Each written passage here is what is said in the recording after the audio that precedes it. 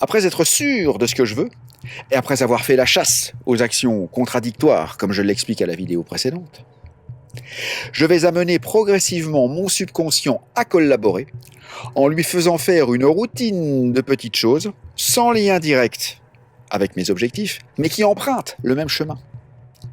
Autrement dit, je vais l'entraîner à son insu avec les techniques qui permettent d'obtenir ce que je veux, mais sans objectif autre que bien pratiquer la technique en question afin d'éviter qu'il se braque, d'où le verbe gruger dans mon titre.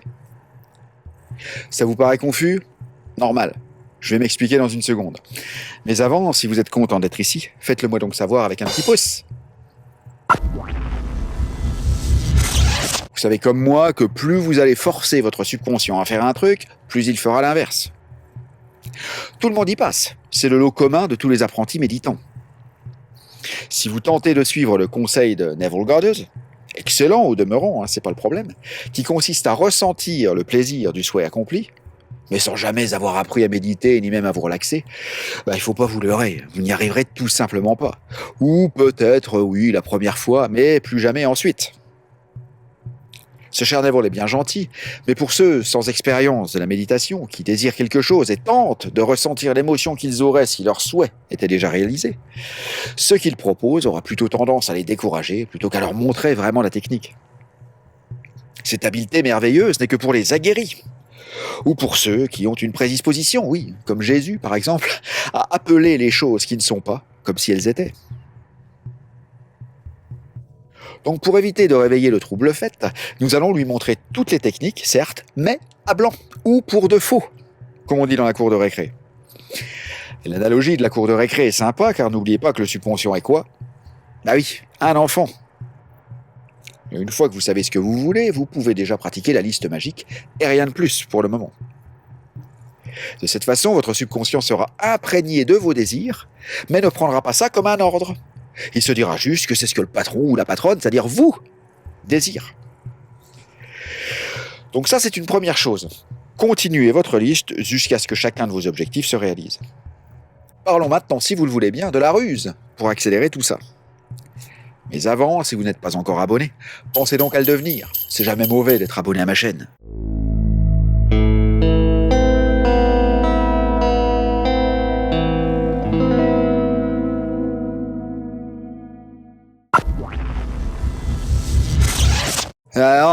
La langue que le subconscient parle est l'émotion.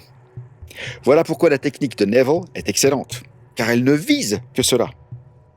Ici, je vous propose de maîtriser l'antichambre de cette émotion, à savoir la détente. Apprenez d'abord à vous relaxer, sans autre but que la relaxation. Donc ici, la ruse est de ne chercher qu'à vous détendre pour progressivement vous mettre en alpha, le premier niveau de conscience modifié. Il existe des tas de tutoriels sur Internet ou d'applications dédiées et gratuites qui aideront les plus stressés d'entre vous à se détendre facilement grâce à ce qu'on appelle l'effet cumulé, qui est un mélange d'habitude et de désir d'y parvenir. Les méthodes de relaxation les plus célèbres et efficaces sont celles de Jacobson ou de Schultz avec son fameux training autogène. Technique que j'utilise d'ailleurs dans tous les programmes que je vous propose. Et idem pour la technique de méditation. Après avoir appris à vous relaxer, si vous vous octroyez 15 minutes par jour de méditation, de préférence à la même heure, sans autre but que d'apprendre à méditer, vous formerez votre apprenti, ou nihipili, afin qu'il devienne familier et sans le savoir du chemin que vous emprunterez bientôt pour l'influencer. Une autre chose à faire chaque jour également est la cohérence cardiaque. Au passage, je suis en train de créer un programme audio qui lui sera spécialement dédié. Ensuite, une chose magnifique qui fonctionne très bien pour détendre à la fois corps et esprit est la respiration Ha.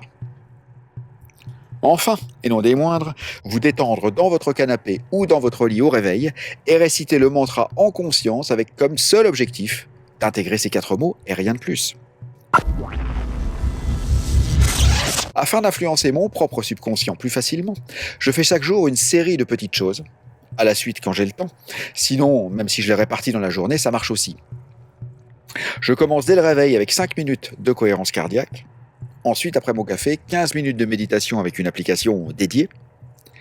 Lorsque je suis stressé, une série de 9 cycles de respiration Ha. Et quand j'en ressens le besoin, je me pose pour réciter le mantra en conscience.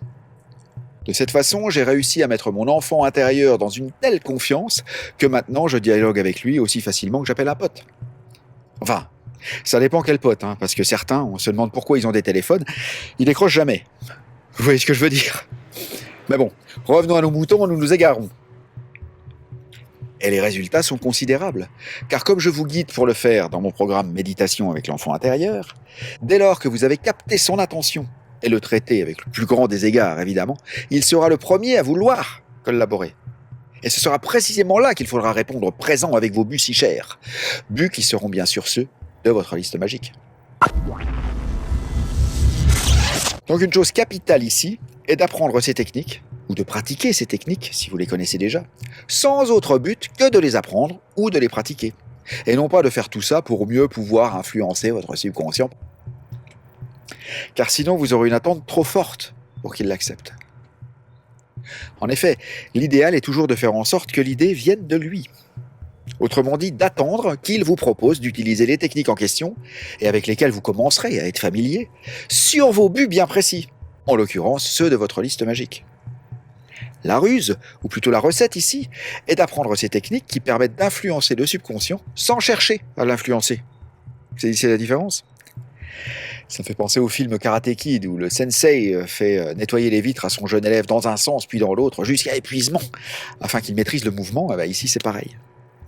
Et c'est quand le gamin arrive à ses limites qu'il n'en peut plus qu'il est temps de passer au vrai combat. Parce que le subconscient maîtrise le mouvement maintenant. Ici, il ne s'agit pas vraiment de combat, mais de persuasion. Mais c'est pareil, étant donné la force élevée au carré que notre adversaire qui peut même devenir un ennemi, s'il croit à l'inverse de ce qu'on ambitionne, comme je l'explique dans la vidéo précédente. Voilà les amis, vous avez maintenant matière à penser, donc pensez à commenter, à foison évidemment, et à partager avec le plus grand nombre.